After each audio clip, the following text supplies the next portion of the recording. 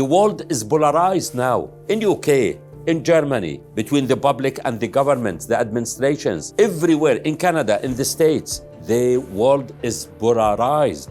Dr. Izzeldin Abuelaish first gained recognition in the 1990s when he became the first Palestinian doctor appointed to work in an Israeli hospital. In January 2009, his home was struck by an Israeli tank shell, killing his 3 daughters and a niece. In October 2023, an Israeli airstrike killed 22 members of his extended family in Jabalia refugee camp. Despite unimaginable loss, this 5-time Nobel Peace Prize nominee penned "I Shall Not Hate," a Gaza doctor's journey on the road to peace and human dignity. In his interview with Zarrar Khuhro, he shares how his personal loss fuels his commitment to peace.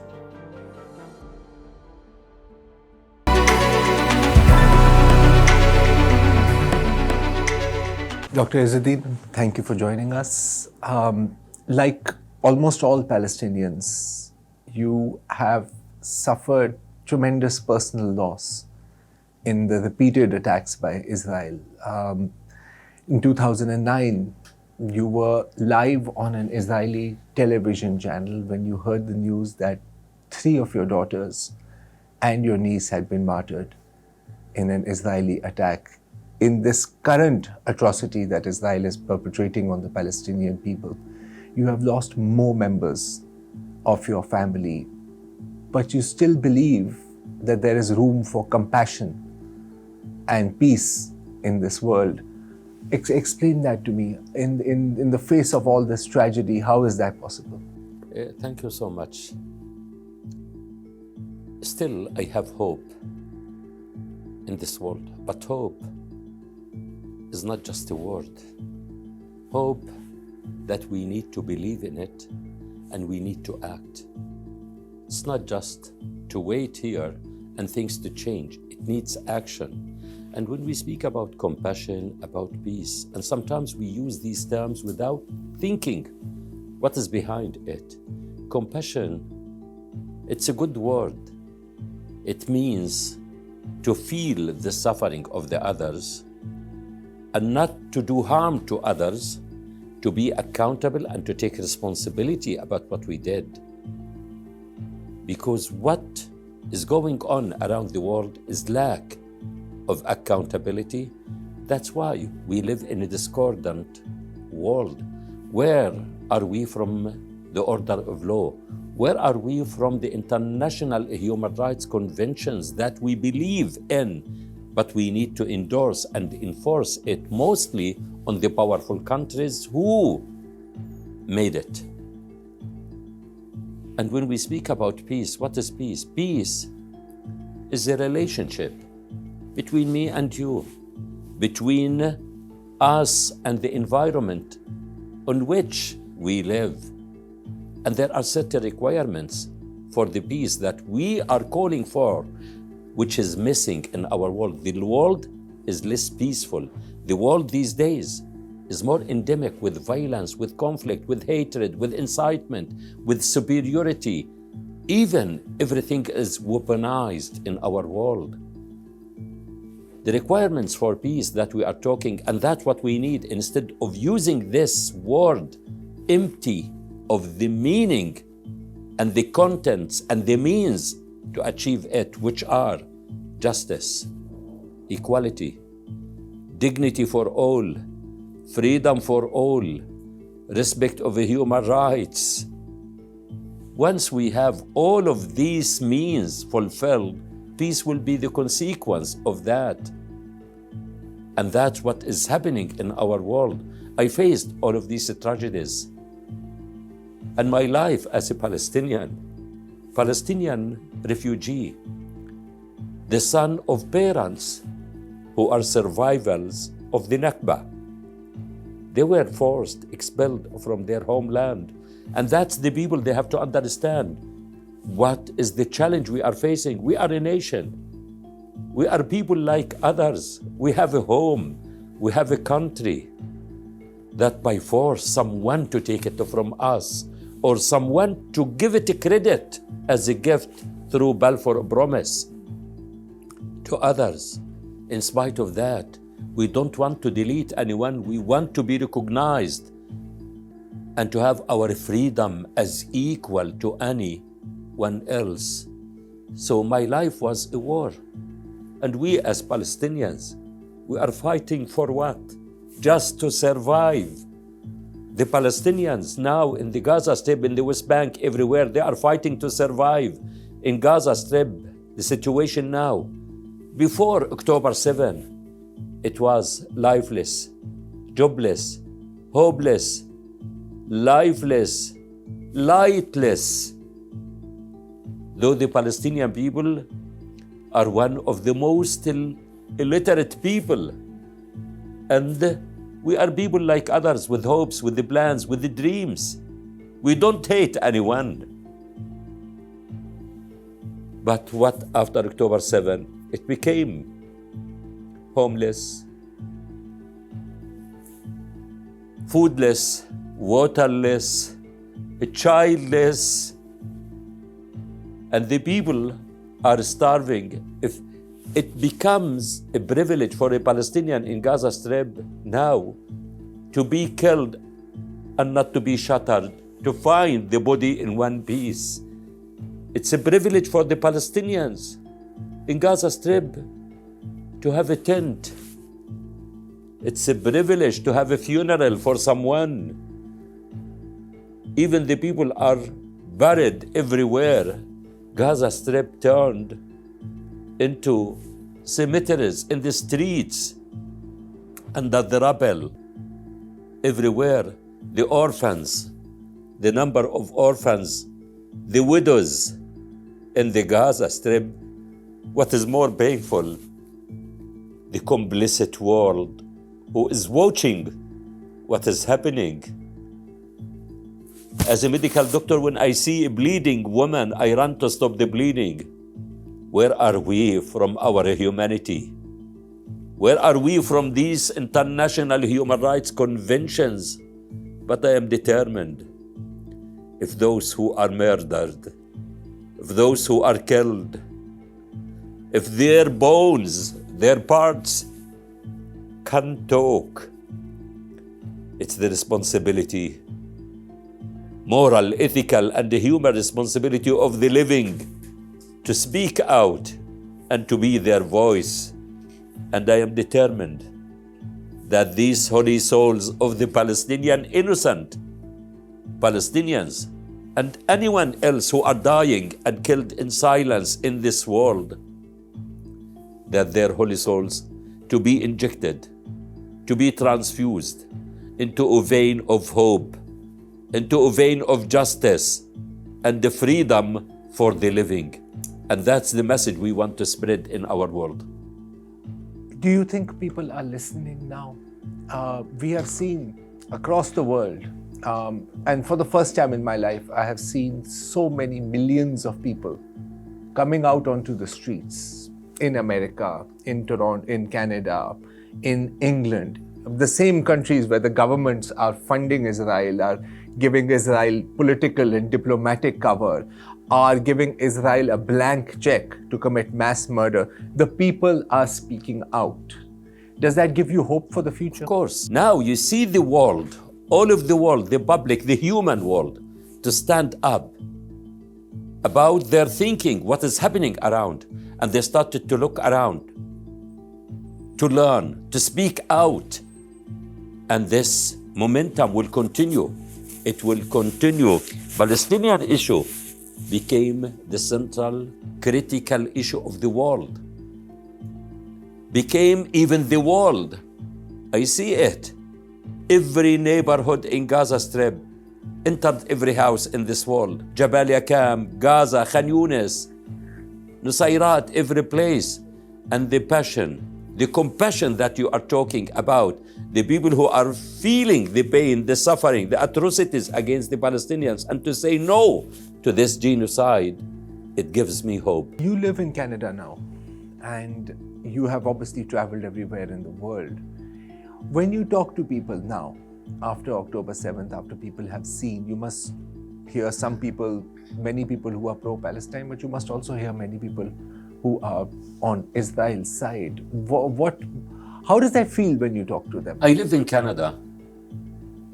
Physically, my body is there, but my mind, my heart, my soul is in Palestine, in Gaza Strip. It moves with me. I'm talking to you as a Palestinian. It's in my heart. You as a Pakistani, you have a home, you have a country. But for me, it moves with me everywhere till we have the Palestinian state, the free Palestinian state.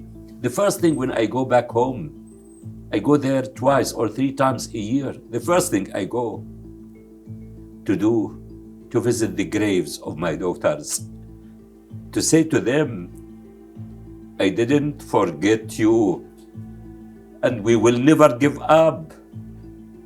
To tell them what I am doing in this world, for them and for others, because I am accountable only and just only to God and to my daughters. And I see in every child, every Palestinian, every Afghani, every Iraqi, every Syrian in this world who is killed, I see my daughters. It reminds me of them, what to do. Why are they killed? Children are the future, and women are the ones who give life. So when I travel, I speak to people, I see the passion, and in this world, many people, they are ignorant and they don't know about the Palestinians. So I ask them, have you ever met a Palestinian? Many of them, they say no. So I ask them, what is the difference between me and you? I succeeded in my life. I achieved the impossible. From Jabalia camp to Cairo, to study medicine, to London, to Italy, to Belgium, to Harvard. Everything I planned, I succeeded from nothing. I wasn't born with the golden spoon. My parents were refugees. Were literate. They never went to schools. And we succeeded. And we will continue to succeed in life. Where does that strength come from, Dr. Izzeldin? I was just before this, you grew up in Jabalia. And your sister is still there right now? My sisters, my brothers, my extended family, all of them is still there. And that's what they didn't leave their home. In North Gaza? In North Gaza, they said, we will never, and that's the message. The Palestinians will never repeat the Nakba.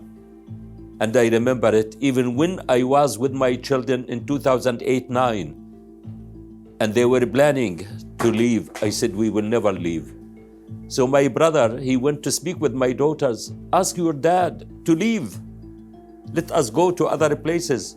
But where to go? Even like these days, to go from the north to the south, no place is safe. Mosques, schools, streets, everything is targeted. So they went to my daughter, Mayar, to speak with her. Speak with your father to leave the house. I said to her, if I will leave because of you. If you say we want to leave, I will leave because you said that. What she said, we will be killed here and not to leave. And she was killed, but she is alive.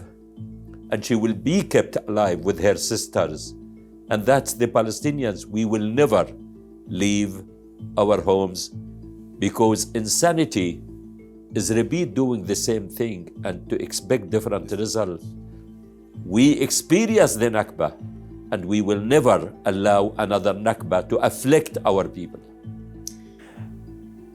In the past, we have seen, when we talk about the response of the world, and I'm going to talk about the Arab world now. In the past, we have seen a reaction from different Arab countries. This time, we hear nothing. We see them do nothing. Why? It's very sad to see what is happening, and the silence, the bias, or even complicity with all of what is happening. But they make a mistake. They think they are far from risk. No one is far from risk. They are afflicted, either directly or indirectly, and the fire that burns the Palestinians now, it may reach to them. If they gave hand to the Palestinians, It's not to do a favor. They protect themselves, because the one who is attacking the Palestinians, one day they will be victims of that. So I say to people, you need to be proactive and to behave and to believe with your human, moral, and ethical values, if you believe in it, and to give hand to others. Think of others. Think of those children who want to live and to have a normal life. It's sad. Palestinian children who are the future and the hope, they are targeted, because they are not targeted in children, they are targeting the hope and the future, who will carry the torch of the Palestinian mission and goal.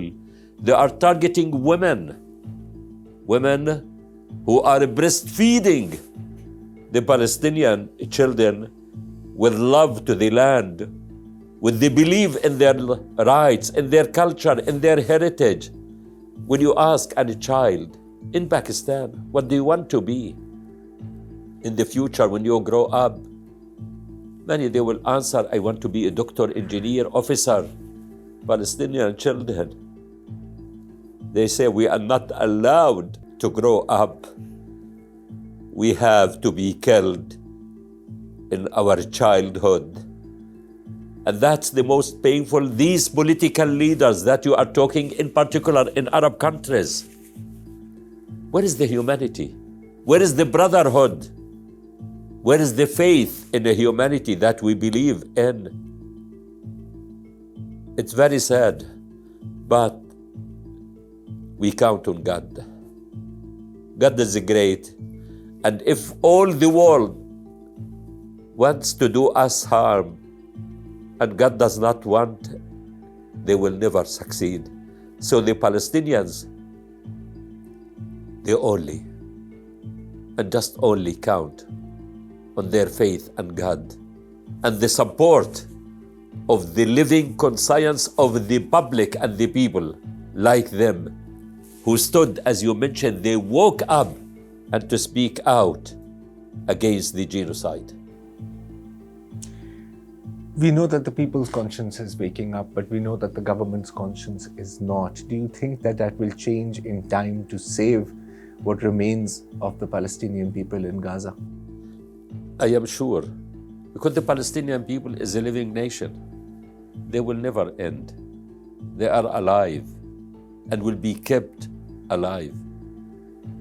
And the political leaders are the most coward. The more pressure we have from the public and the seats on which they sit to feel shaking, they will take action. And by the end, there is difference between what is right and what is wrong. The right always has to prevail over the wrong. You wrote a book, your memoirs, and the title was I Shall Not Hate.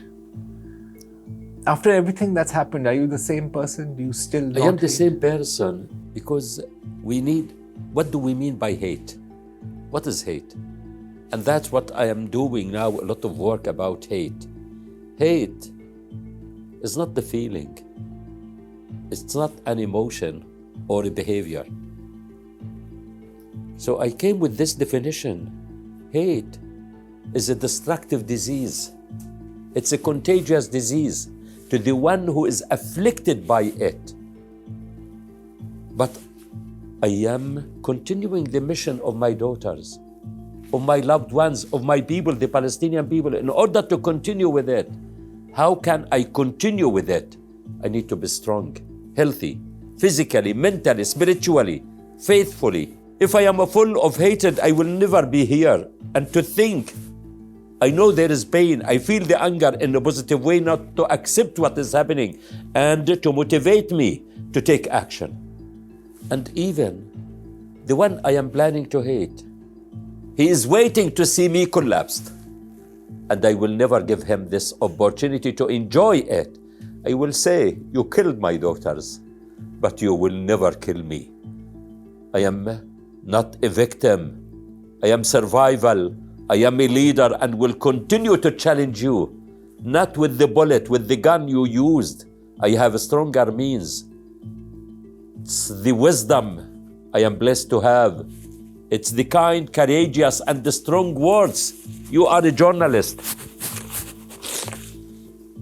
Words are stronger than bullets. The bullet is the weapon of the weak.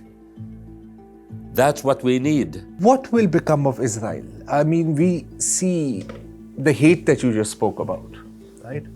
I have never seen this kind of hate in my life. I don't even think I've read it in the history books. They make videos of themselves blowing up buildings, killing people, torturing, mocking. What happens to a people that carry so much hate inside their heart? What is their future? Their future, of course, it's self-destructive. It's self-destructive, and I said it many times to them. It's self-destructive, and those countries who are supportive of them and to provide them with impunity, they are not doing good to them. They are doing harm to them and to themselves. Because you see the Palestinian issue now, it crossed barriers. With the demonstrations everywhere, the world is polarized now. In UK, in Germany, between the public and the governments, the administrations, everywhere, in Canada, in the States, the world is polarized. So it's time to stabilize it, not by taking one side and to be double standards by supporting them blindly. Supporting the Israelis, you are not doing them, these countries, they are not doing them a favor. They are doing harm to them. And that's what encouraged them. Because we have a good saying, the one who is safe, secure from punishment when they do something wrong, they will continue to misbehave. So accountability and regulation are vital to resume trust in our international community and to start the first with the big heads in our world. We are in Pakistan right now. You've come to visit, you have a lot of engagements. There are millions of people. I talk to people all the time, and they all only have one thing. They feel two things. They feel anger and they feel sorrow. And yes, and they feel helpless. Okay, what can we do? Sitting here in Pakistan, what would you say to them? No, of course, they feel angry, which is good to feel angry that they don't accept what is happening to their human fellows, to the Palestinians. So I say to them, speak out. Speak out in a kind way, to be determined and come together, to write to the political leaders. And that's what we need in a civilized mean, and to keep persistence, not one-time action. Don't feel upset if you didn't achieve it. Persistence and continuity and cumulative actions will, by the end, lead to achieve our goals. Pray for the Palestinians, because we have the hadith which says, if you see something wrong happening, you have to take action to change it, either with your hand or with your tongue, or at least, if you can't, with your heart, to feel it, to do it. By the end, God is watching. God is listening. God is the one who can turn everything upside down. To keep our faith and to continue counting on God. If all the world wants to do us harm and God does not want, they will never succeed. We succeeded, honestly, when I see it, as Palestinians. We succeeded to make life from death. We succeeded to spread hope from the pain and suffering. My children, with all of the suffering, they never gave up. Till now, Palestine is within them, moving forward. And I remember it from my daughter Shada, who was severely wounded with her sisters, and the globe of her eye was ruptured, and 2 fingers were about to be amputated. She was severely wounded 16th of January, and the 20th of January was her birthday.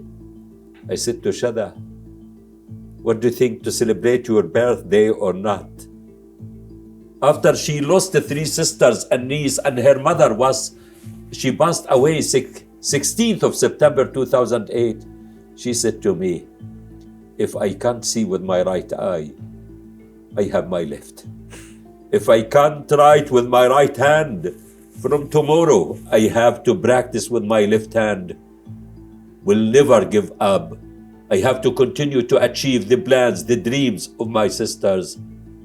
She did high school exam, and 16th of June 2015, she graduated from the School of Engineering, University of Toronto. And that's the message to the one who tried and killed her sisters, to send them a message. We are a living nation. We are ready to transform death to life, darkness to light. And we are ready to start from zero. But this zero now will never be zero. To move like that should be attached, should be linked, accompanied with dignity, with justice, with the freedom and equality. And that's what we are determined to achieve as a Palestinian nation. But we want the world to come, because there is a stake for all the world in putting an end to the occupation, to the colonization, and to the oppression of the Palestinians. Dr. Abuelaish, thank you so much for joining us. Thank you That so is a much. message for all time and Thank all you, people. Thank you so much. God Thank you bless so you. much. Bless you. Thank you.